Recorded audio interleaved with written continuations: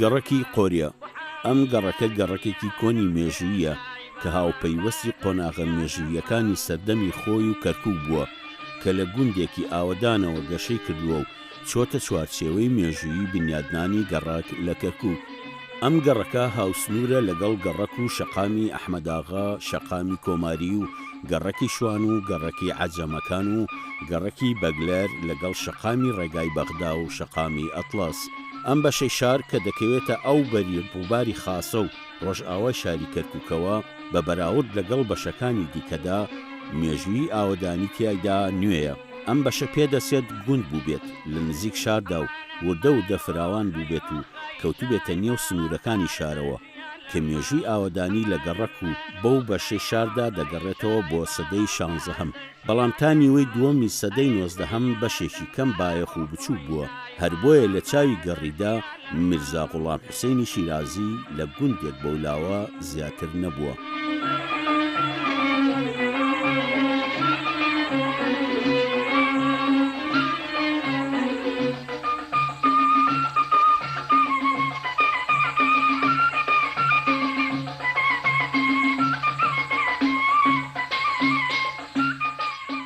لەو ڕۆژگارەدا کاریگەری تەنزیماتی عوسمانی گەیشتووەتە ناوچەکە و کاربەدەستانی عوسمانی دام و دەستگاکانی ئیداری حکومەتیان لە شاری کەرکووک گواسۆتەوە ئەوبەر واتە قۆریە.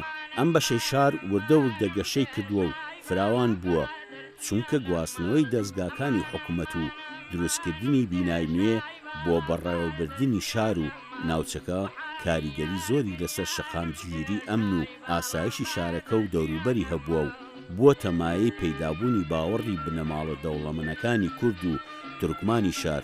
هەر بۆیە خانەدان و بازرگان و دەستڕۆشتووەکان و هۆزە بەناوبانگەکانی کورد لە بەشی ڕاستی شاردا نیشتەجێ بوونە.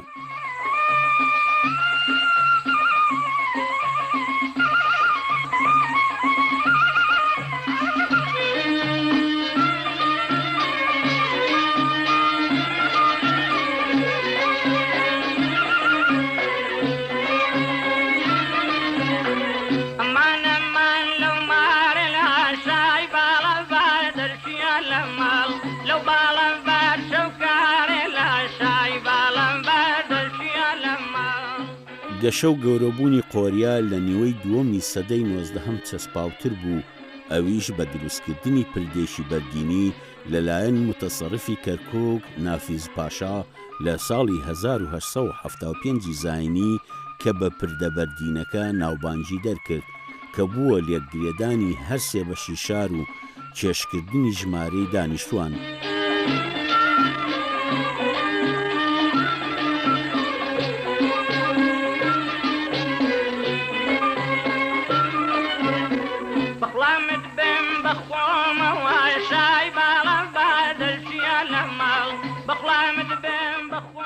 شێوازی بنیادنانی خانووەکانی بەشی قۆریا لە ڕووی نەخشەسازیەوە جیاوازیان هەبوو لەگەڵ خانووی بەشەکانی دیکەی کەرکووک کە لەسەر شێوازی ڕۆژئاوایی دروستکرا بوون.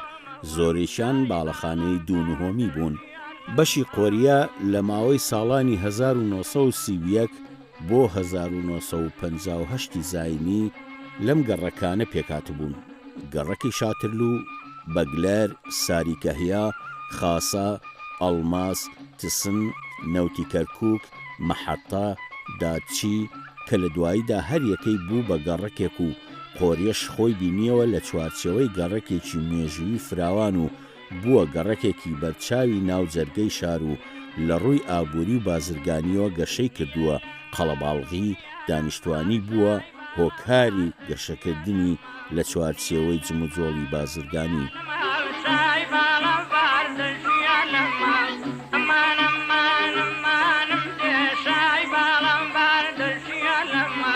وحاليا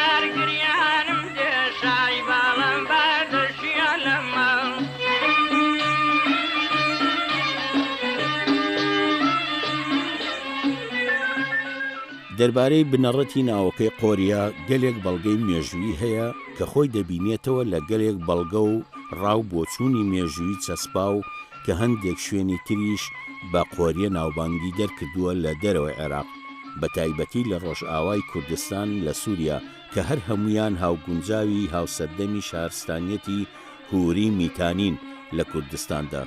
ناوەکەی تێکەڵچێشی ئاینی و مێژووی و ڕۆشنبیری ڕۆژگار بووە کە قۆریا، خۆریا، قۆریات، خۆریات کە هاوسەردەمی خۆری و هۆریەکان بوونە و هونەری قۆریاتیش هەم هاوپەیوەستی ئەو ناوچەیە بوونە هەر لەوێەوە ناوبانگی دەرکردووە، بۆیە ئەوەی زیاتر ئەو بەڵگە مێژوویە پشتڕاست دەکاتەوە کە قۆریا، عەرەفە، ئەرابخا، تسن، تسعین، نۆزی، کوڕوخانی هەر هەمویان هاوسەردەمی ناوچە ئاوەدانەکانی پایتەختی هۆری و میتانیەکان بوونە لە کەرکووک کە هاوگونجاوی سێ پایتەختی ئەو ئیمپراتۆریەتەی میتانیەکان بوونە کە لە کوردستانی باشوور و ڕۆژهەڵات و ڕۆژئاوادا بڵاو بوونەتەوە و هەر هەمویان خاوەنی یەک شارستانی زۆر گەورەی ئەو ئیمپراتۆریەتە بوونە کە تا ماوەیەک پارچەیەکی ئاوەدانی قەڵای کەرکووک ئاڵئیلانی بوونە و ئاوەدانی سەردەمی خۆیان بوونە کە لە دواییدا لە ئاڤێستادا لە شێوەی هۆتردان ڕەنگی داوەتەوە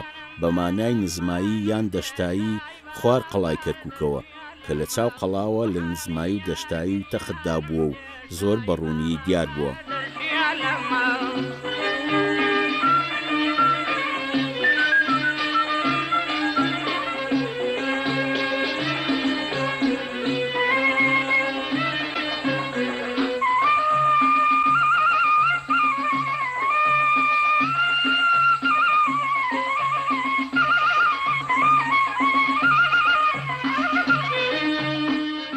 ئەم گەڕەکە خاوەن تەرزی بیناکاری تایبەت خۆیەتی و هونەری نەخش و نیگاری تێدا هەیە و مزگەوت و تەشە و کڵێسەی تێدا ئاوەدان بۆتەوە، هەروەها دوکانی عەتاری، میوەفرۆش، قەسابی، زێڕەنگەری، دانەوێڵە فرۆشی تێدا بڵاو بۆتەوە.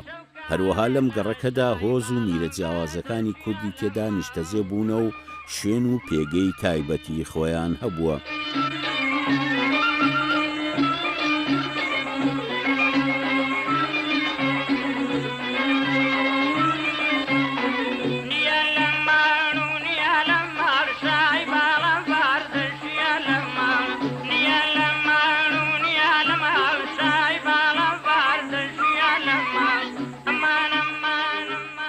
ئەم گەڕەکە تایبەتمەندی و ئاینی سەردەمی خۆی بووە. تورکمان، کورد، مەسیحی جوولەکەی تێدا نیشتەجێ بوونە و هەر هەمویان وەک براژیاون.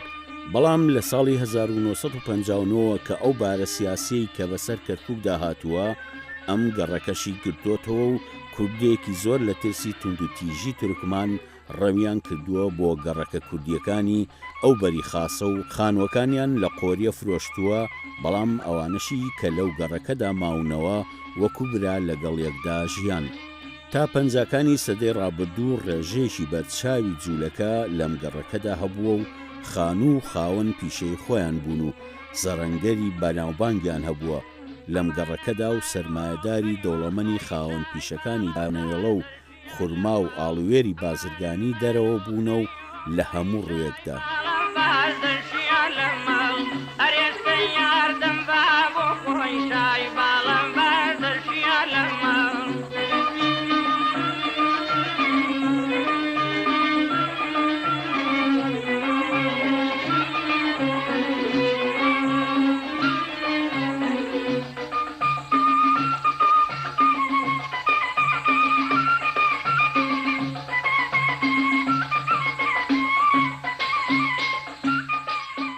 چایخانە و قاوەخانەکانی ئەم گەڕەکە تایبەتمەندی خۆیان هەیە و جێگایەکی گرنگی هەموو پێکاتەنەتەوەی و ئاینەکانی جێگەی دانیشتن و ڕوویەکی بازرگانی و پیشەیی بە خێوکردنی کۆتری زاجل یان کۆتری نامەبەری بەناوبانگیان لە هەموو عێراق و کوردستاندا بڵاو بۆتەوە.